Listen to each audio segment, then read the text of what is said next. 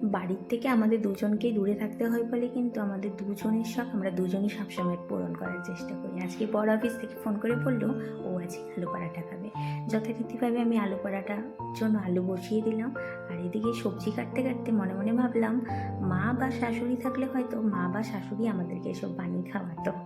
তারপরে আর কি বর ফোন করে বললো ওর একটু লেট হবে, আমাকে খেয়ে নিতে। আমি তো খেয়ে দিয়ে ঘুমিয়ে পড়েছিলাম। ঘুম থেকে উঠিয়ে দেখি আজকে ওয়েদারটা বেশ ভালো, আর বাইরে কিন্তু জলও দিয়ে চলে গেছে। স্নান দান করে আমি ফার্স্টে বেড ক্লিন করে নিয়ে রুমটা ক্লিন করে নিই, তারপর বাইরে বেরিয়ে দেখি এখনও বিয়ে শুরু হয়নি। এদিকে আমি সকালে খাবারে করে নিয়েছিলাম ব্রেড, কলা, ডিম সিদ্ধ।